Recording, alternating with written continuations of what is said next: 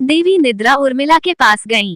उर्मिला ने सिर झुकाकर उत्तर दिया कि मेरे पति के हिस्से की नींद मुझे 14 साल तक दो, ताकि वह बिना किसी थकान के पूरे समय जाग सके। इसके बाद उर्मिला 14 साल रात दिन सोती रही, जबकि उनके पति राम और सीता की सेवा में जागते रहे। इसका प्रभाव रावण के साथ युद्ध में पड़ा। पौराणिक मान्यता के अनुसार शेषनाग के कई अवतारों का उल्लेख मिलता है, जिनमें राम के भाई लक्ष्मण और कृष्ण के भाई बलराम मुख्य हैं।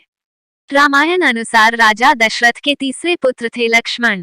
उनकी माता का नाम सुमित्रा था। लक्ष्मण के लिए राम ही माता पिता, गुरु, भाई सब कुछ थे और उनकी आज्ञा का पालन ही इनका मुख्य धर्म था।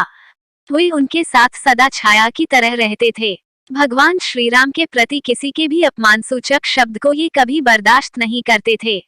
वास्तव में लक्ष्मण का वनवास राम के वनवास से भी अधिक महान है। 14 वर्ष पत्नी से दूर रहकर उन्होंने केवल राम की सेवा को ही अपने जीवन का ध्येय बनाया।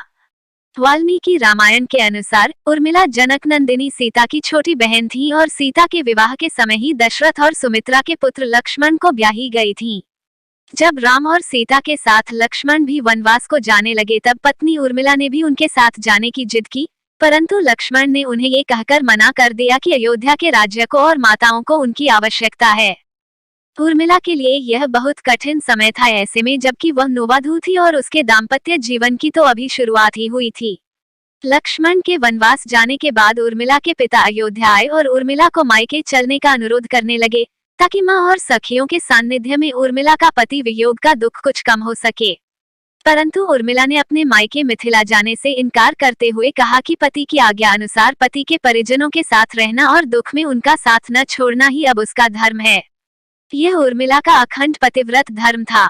जब लक्ष्मण जा रहे थे, तब इस सबसे विकट क्षणों में भी उर्मिला आंसू न बहा सकी, क्योंकि उनके पति लक्ष्मण ने उनसे एक और वचन लिया था कि वो कभी आंसू न बहाएंगी, क्योंकि अगर वह अपने दुख में डूबी रहेंगी तो परिजनों का ख्याल नहीं रख पाएंगी। इस संबंध में मान्यता पर आधारित एक कथा पढ़ने को मिलती है। इस कथा का वर्णन रामचरितमानस आदि में नहीं मिलता है। कथा यह है कि रावण के पुत्र मेघनाद को यह वरदान था कि जो व्यक्ति 14 वर्षों तक सोया न हो वही उसे हरा सकता है। हालांकि लक्ष्मण अपने भाई श्रीराम और भाभी सीता की सुरक्षा और सेवा में इतने लगे रहे कि वे 14 वर्ष तक सो ही नहीं पाए।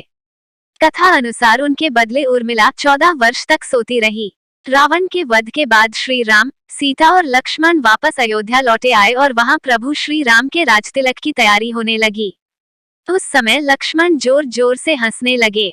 जब लक्ष्मण से इस हंसी का कारण पूछा तो उन्होंने जो कहा कि सारी उम्र उन्होंने इसी घड़ी का इंतजार किया था कि मैं अब श्री राम का राजतिलक होते हुए देखूंगा, लेकिन अब उन्हें निद्रा देवी को दिया गया वो वचन पूरा करना होगा जो उन्होंने वनवास जाने के पहले दिया था।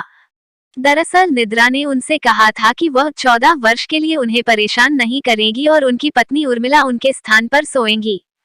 निद्रा देवी ने उनकी यह बात एक शर्त पर मानी थी कि जैसे ही वो अयोध्या लौटेंगे उर्मिला की नींद टूट जाएगी और उन्हें सोना होगा।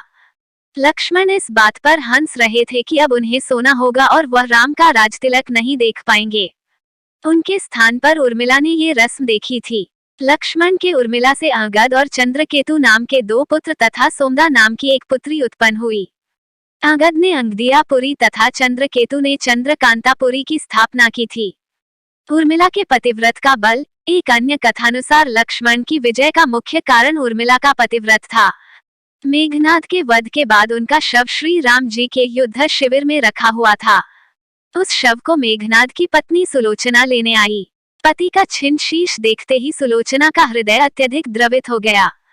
वह रोने लगी। रोते रोते उसने पास खड़े लक्ष्मण की ओर देखा और कहा, सुमित्रा नंदन, तुम भूलकर भी गर्व मत करना कि मेघनाद का वध मैंने किया है। मेघनाद को धराशायी करने की शक्ति विश्व में किसी के पास नहीं थी। ये तो 2 पतिव्रता नारियों का भाग्य था। अब आप सोच में पड़ गए होंगे कि निद्रा देवी के प्रभाव में आकर अगर उर्मिला 14 साल तक सोती रही, तो सास और अन्य परिजनों की सेवा करने का लक्ष्मण को किया वादा उन्होंने कैसे पूरा किया? तो उत्तर यह है कि सीता माता ने अपना एक वरदान उर्मिला को दे दिया था। उस वरदान के अनुसार उर्मिला एक साथ 3 कार्य कर सकती थी।